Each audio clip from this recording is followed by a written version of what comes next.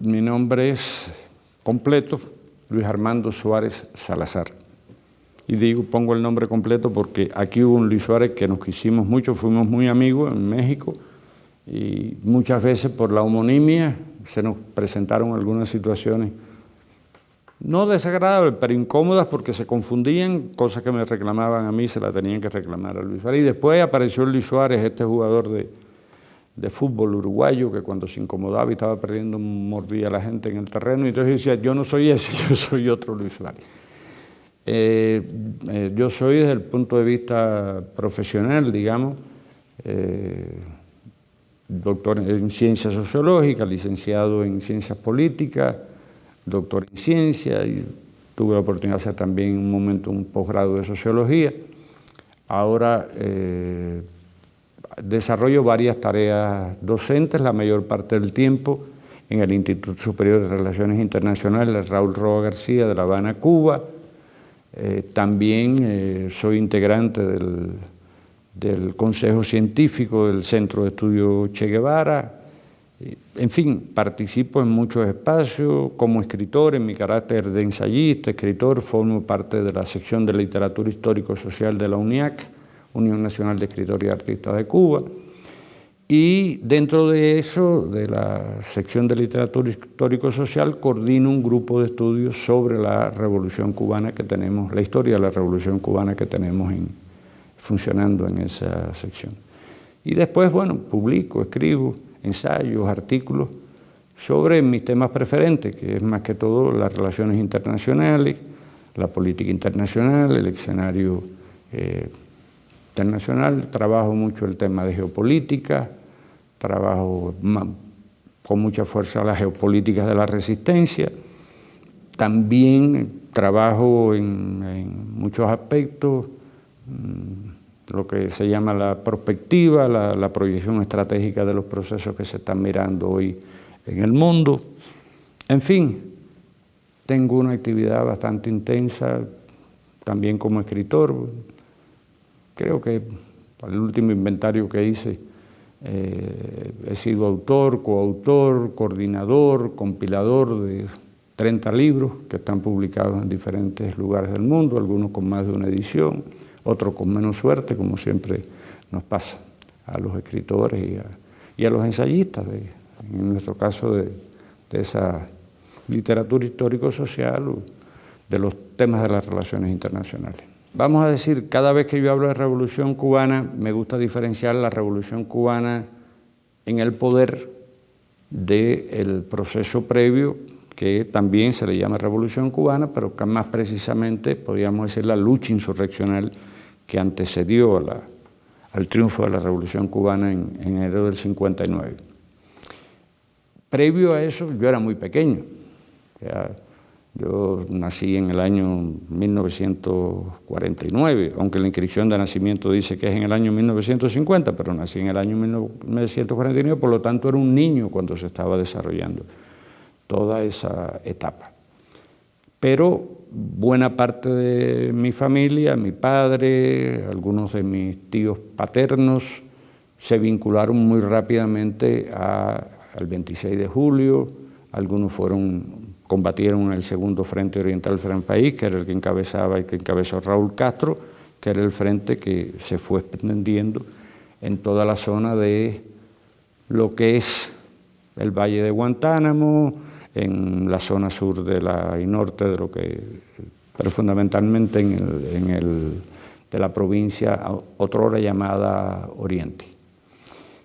Y ahí, pues por supuesto, crecí, digamos, fui creciendo en un ambiente familiar, no todo, una familia bastante heterogénea, pero que me influyeron mucho en la infancia. Mi padre también en algunos momentos era dirigente sindical de los trabajadores ferroviarios. Tenían una bella costumbre que se ha perdido, que había una hermandad ferroviaria, y en esa hermandad ferroviaria no solo iban los trabajadores, llevaban a su familia. Y de alguna forma, pues también en el subconsciente se fueron acumulando todas esas experiencias. Y también en el subconsciente estaba presente algo que en un momento determinado, no voy a necesitar, me brotó al consciente, que era que la ciudad donde yo vivía, Guantánamo, que era una ciudad que prácticamente todos los fines de semana eran ocupados por la Infantería de Marina de los Estados Unidos, por la cercanía que tiene, la que todavía persiste, que ellos llaman Base Naval de Guantánamo, pero realmente no es Base Naval de Guantánamo, es base de Estados Unidos ubicada en la entrada de la bahía de Guantánamo. Y todo aquello lo tenía en el subconsciente, todo lo miraba, y por supuesto mi padre de alguna forma me lo hacía colocar en el consciente. Cada vez que los marines entraban, por ejemplo, mi padre, bueno, muchos los odiaban, pero mi padre me hacía sentir, compartir con él esa repugnancia, la manera en que los marines trataban a nuestra ciudad. Todo eso se fue, digamos, sumando, y de forma tal que cuando triunfa la Revolución Cubana, yo era muy joven, jovencito, todavía estaba terminando la infancia, entrando en la adolescencia, a los primeros llamamientos que nos hizo la Revolución Cubana a los jóvenes, inmediatamente me incorporé a ellos. Primero a una cosa que se llamó la Asociación de Jóvenes Rebeldes, que fue la unificación de todas las fuerzas juveniles que habían luchado contra la dictadura de Batista, tanto del 26 de julio, del Partido Socialista Popular, Comunista, 13 de marzo y otras fuerzas, incluso de la Juventud Católica, no se agruparon, o de otras denominaciones religiosas, no digo favorables a la revolución, porque hubo otras que se enfrentaron a la revolución, integré la Asociación de Jóvenes Rebeldes. Estando ahí, en la Asociación de Jóvenes Rebeldes, eso se fundó en octubre si mal no recuerdo, 21 de octubre de 1960, ya en el año 61 empieza el llamamiento a que los jóvenes nos incorporáramos a la campaña nacional de alfabetización que se desarrolló en Cuba a lo largo de 1961. En mi caso específico y de otros de mis compañeros, integramos algo que se llamó como una brigada piloto, que nos pidieron que contribuyéramos a alfabetizar en un primer momento a jóvenes, algunos tan jóvenes como nosotros, no como yo, que era todavía un adolescente, un niño, pero alfabetizarlos, porque ellos eran ya militares que estaban colocados en la segunda o la tercera línea de defensa de la base naval de Guantánamo. Y llegué allí muy impresionado, porque como lo poco yo sabía de lo que era artillería, decía, bueno, ¿y cómo estos jóvenes que son analfabetos, estamos enseñando a estudiar, no tienen nociones de matemáticas, van a ser buenos artilleros? Entonces un compañero me hizo una anécdota que la guardé siempre, no sé, no estaba presente, pero una anécdota que dice que la misma pregunta se la habían hecho a Fidel.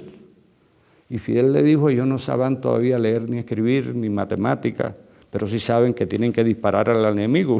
Entonces era ese sentido, ¿no?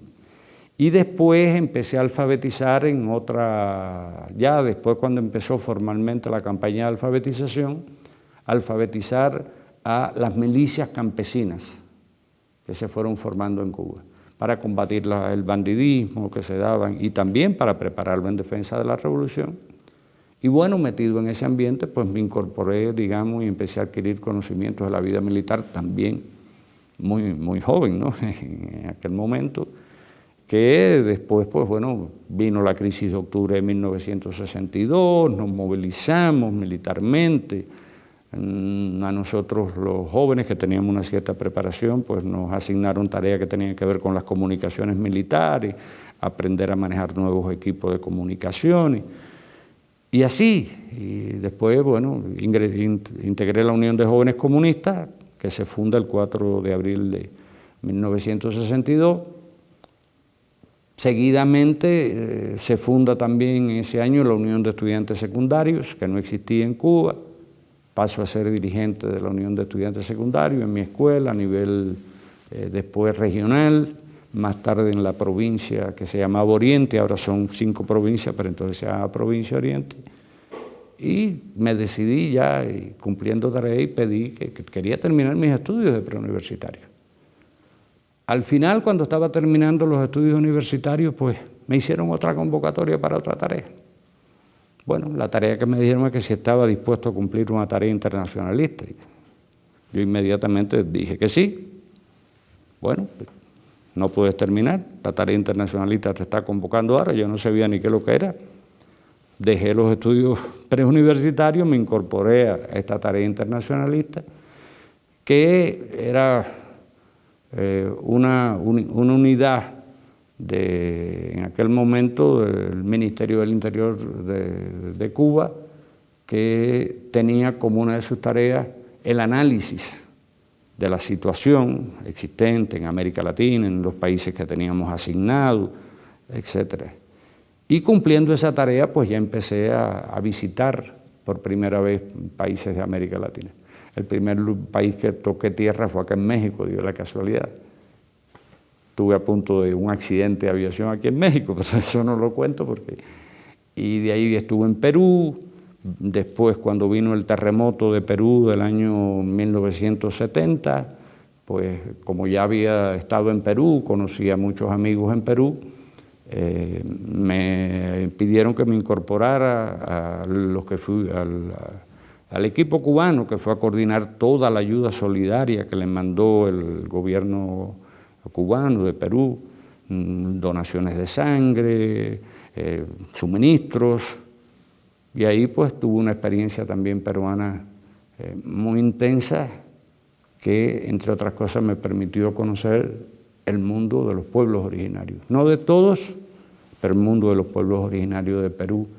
Y eso también me ayudó mucho en mi formación, porque mirar esa realidad latinoamericana que no siempre quedaba totalmente transparentada, ¿no? Claro, nosotros teníamos ya un elemento, digo mi generación, teníamos varios elementos. Un elemento Che Guevara, Fidel Castro.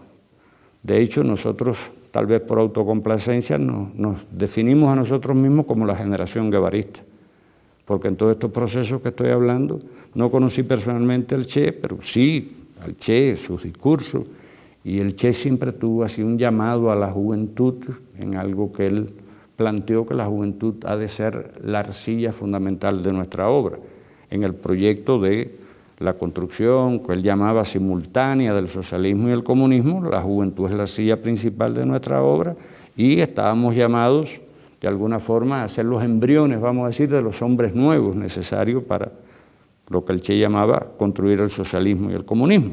Fidel Castro también permanentemente apelaba a la juventud, cada vez nos daba tareas complejas, algunas que calificamos de heroicas, no solo porque fuera en el campo de la guerra o de lo militar, sino heroicas en el campo de la producción, la campaña de alfabetización, más de 100.000 jóvenes participando en la campaña que radicó en el alfabetismo en Cuba, después la recogida de café, muchas tareas. Permanentemente estábamos convocados por la dirección de la revolución. Y en ese camino, pues, lo tengo ya, lo he escrito, lo he dejado como testimonio. Tuve la posibilidad de conocer personalmente a algunos de los más altos dirigentes de la revolución, siendo yo todavía muy joven, incluyendo a Fidel, porque estaba haciendo una tarea como en Perú, que le estaba siguiendo directamente, dirigiéndola directamente. Y Fidel tenía ese hábito, que no siempre lo tienen todos los dirigentes, de decir: no quiero que vengan intermediarios a contarme, que venga el jefe a contarme lo que dijo el subordinado. Si viene, tiene que venir uno solo, el que está en la tarea. Si pueden venir dos, viene el jefe y viene el subordinado, pero informarse directamente. Y eso también fue para mí una escuela muy grande, ¿no? Pero no tengo que decir, por supuesto, que todo el proceso del Che, en aquel momento yo, una de las responsabilidades que tenía dentro de esta tarea de análisis es estudiar la situación de Bolivia, de Perú, como ya mencioné, en algunos momentos de Chile, y toda la muerte del Che pues, fue para nosotros un estremecimiento muy grande, ¿no? Para los jóvenes, para el país en general, ¿no? el asesinato del Che, todo lo que se fue develando.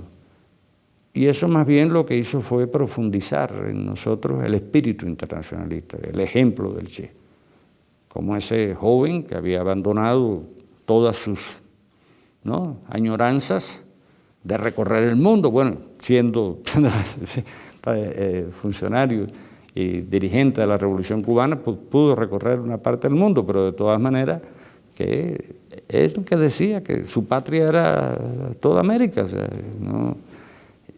También eso tuvo mucha influencia en mí, en nuestra generación, y después seguí cumpliendo otras tareas. Estuve en Chile cuando la etapa de Salvador Allende, sufrí mucho el golpe de Estado en Perú, porque tenía muchos amigos, compañeros allá en Chile, el golpe de Estado, perdón, dije en Perú, en Chile, sufrí mucho aquello. Por supuesto también fue otro estremecimiento que se produjo, ¿no? Porque de alguna manera veíamos una cierta confirmación de lo que había anunciado el Che. El Che había dejado dicho, bueno, y si triunfa un nuevo gobierno revolucionario, Estados Unidos lo volverá, agredirán, etcétera, lo harán lo imposible, tratarán de derrocarlo, y todo aquello, bueno, se materializó en la experiencia de la Unidad Popular chilena, que le digo, tuvo un estremecimiento muy fuerte. Después empecé a atender otros países, trabajando ya como profesional en Venezuela, Colombia, en algunos momentos también hice algunas cosas en Ecuador, y muchas de esas tareas, pues, como la vía para llegar a todos esos lugares muchas veces era México, pues de alguna forma permanentemente estaba también visitando México.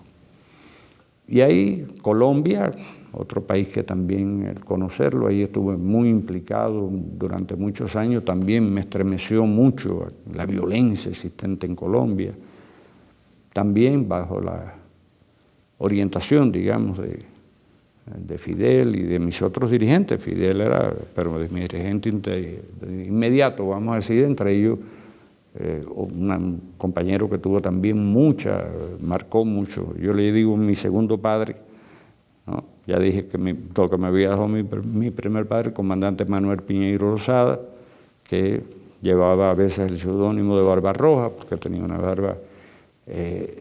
También estuve implicado de manera bastante directa en el primer proceso de paz que se intentó en Colombia, en el año 1982, 83, 84, bajo la presidencia de Belisario Betancur. Estuve implicado, no directamente, porque el concepto era que nosotros lo que hacíamos era facilitar los procesos. Nosotros no negociamos, eso fue un principio que estableció Fidel. Cuba no negocia por nadie. Cuba, si ambas partes están de acuerdo, facilitamos las negociaciones de paz. Y en aquel momento facilitamos las conversaciones de paz entre el movimiento 19 de abril y el gobierno de Belisario Betancur. A petición de Belisario, con aceptación del M-19, pero aquello terminó como casi siempre terminaban los procesos de paz en Colombia. Simultáneamente se estaban desarrollando otras negociaciones entre el gobierno de Belisario Betancur y las Fuerzas Armadas Revolucionarias de Colombia, y aquello también en el año 85 empezó a producirse una matanza de dirigentes populares, que incluso muchos de ellos ya estaban bajo el influjo de los acuerdos, habían formado una organización que se llamaba Unión Patriótica, y prácticamente todos los líderes de Unión Patriótica fueron asesinados, como después ocurrió con los máximos dirigentes del M-19, después que firman otro acuerdo de paz con Virgilio Barco a fines del... Ya yo no estaba ahí en esa tarea, pero por supuesto tenía muchos amigos también que me asesinaron allá en Colombia. A veces llega un momento que me dolía ir a Colombia, porque aunque iba, los amigos me atendían, me iba, y cuando regresaba a La Habana asesinaba a un amigo con el que yo había estado apenas 2 o 3 meses antes, ¿no? 4, ¿no? Fue una cosa también que me conmocionó mucho, todavía me conmociona, yo sigo todavía mucho los acontecimientos colombianos. Ahora, ya simultáneamente eso fui preparando académicamente. Ya en el año 1974-75 terminé mi licenciatura en Ciencias Políticas. Un año más o menos después, 2 años después, empecé un posgrado de Filosofía para prepararme para estudiar en la Unión Soviética.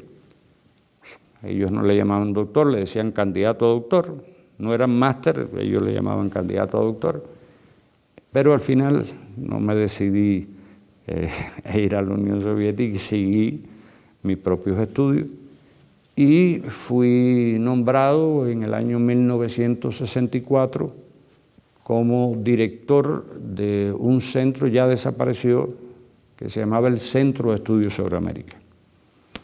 Y como ya yo traía toda esa experiencia y toda esa vocación, ya todo lo que fui aprendiendo, mis conocimientos académicos, científicos, pues lo dediqué ya existía el centro cuando yo llegué, pero a organizar un centro de investigación social, político, radicado en Cuba, cuyo objeto principal del trabajo era estudiar los procesos que se daban en las relaciones de Estados Unidos, América Latina, en la patria grande, cuando aquello, por supuesto, muy estremecido, la victoria de la Revolución Sandinista, la guerra sucia contra Nicaragua, el proceso que se estaban desarrollando en Salvador, Guatemala, y ya ahí en esos años pues tuve muchas relaciones con los académicos de acá de México, de la UNAM, de fuera de la UNAM, como el CIDE, a veces con el Instituto Matías Romero, porque teníamos las mismas preocupaciones alrededor de lo que estaba pasando en Centroamérica, la guerra sucia.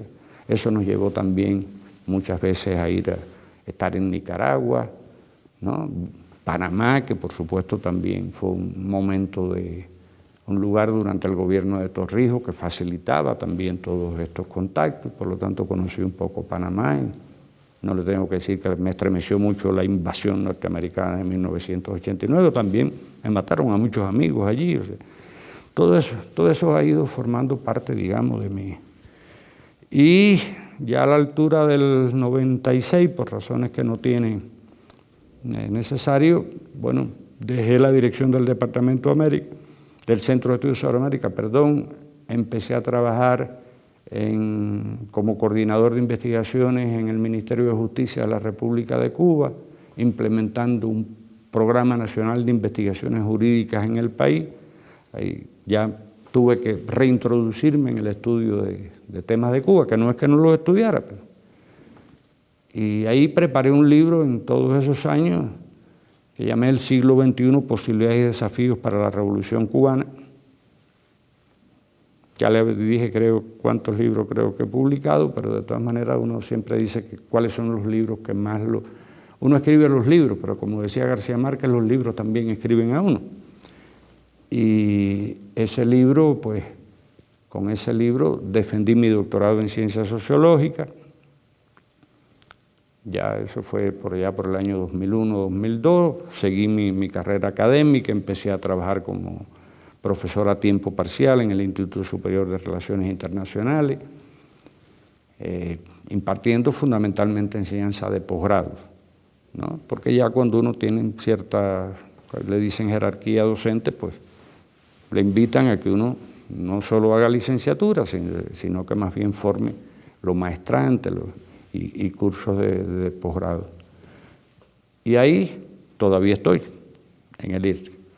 Pero en paralelo seguí escribiendo, seguí desarrollando mi propia obra escrita y ya tenía con todo, escribí otro de mis libros, a los que uno más quiere, de los que considera más importantes, que lo titulé Madre América, un siglo de violencia y dolor. Es una historia de, vamos a decir, el siglo XX latinoamericano, porque va desde 1898, que es cuando Estados Unidos ocupa Cuba militarmente, después de que los patriotas cubanos prácticamente tenían derrotado al ejército español, instauran una república neocolonial en Cuba, la primera experiencia neocolonial probablemente, hasta fines del siglo, 1998. Por eso es un siglo de violencia y dolor. Pero después tuve que hacerle un epílogo porque seguían las cosas andando, el libro no se publicaba y entonces finalmente sí le tuve que agregar ciertos procesos vinculados en este caso con la Revolución Bolivariana. También eso me llevó a estudiar un poco Venezuela y luego a visitar varias veces a Venezuela. También otro de esos grandes libros que quiero, que estimo. Entonces, ahora en estos momentos pues me estoy moviendo en eso, sigo estudiando, estoy tratando de escribir mi propia interpretación de la historia de la Revolución Cubana, aunque no soy historiador, pero soy historiógrafo y, por supuesto, el gremio de los historiadores me ha recibido como historiador y ahí he estado en un proceso de coordinar varios libros sobre la historia de la Revolución Cubana en el poder, con colectivos de autores, porque desgraciadamente mi apreciación todavía la historia de la Revolución Cubana en el poder ha sido poco estudiada. Nosotros mismos no la hemos estudiado suficientemente y eso explica que abunden una cantidad de libros que uno los lee y dice, bueno, ¿de qué Cuba está hablando? ¿Es esta o es otra la que tienen en el imaginario? Y digamos que a eso es lo que he seguido dedicándome en mi condición de académico. Bueno, fui organizador de un congreso latinoamericano de sociología que se hizo en Cuba. Formo parte, por lo tanto, en estos momentos de eso de que en broma llamamos el Consejo de Ancianos de la Asociación Latinoamericana de Sociología, que hace unos días hizo su 33 congresos acá en México. Soy muy activo en el Consejo Latinoamericano de Ciencias Sociales, en CLACSO, en grupos de trabajo, en cierto momento estuve en el comité directivo de CLACSO, tengo todas esas relaciones académicas y también muchas referencias y muchas vinculaciones con diferentes colegas de todos los países latinoamericanos que me siguen ayudando a estar permanentemente armando el rompecabezas de cómo se está desarrollando las cosas. Y como le dije, o usted, o si no se lo dije, se lo digo, pues también me fui introduciendo mucho en miradas geopolíticas. Yo digo que desde las geopolíticas de las resistencias, yo no lo he acuñado yo, pero de todas maneras esa es mi vocación mayor. Ya tengo bastante conocimiento de cuál ha sido la geopolítica histórica de las potencias imperialistas, y en primer lugar de los Estados Unidos, pero se ha explorado y se ha trabajado poco la geopolítica de la resistencia de nuestros pueblos, ¿no? Desde los pueblos originarios hasta la etapa republicana y hasta ahora, que ahí siempre hay una geopolítica de la resistencia, aunque no siempre se haya reconocido con ese nombre.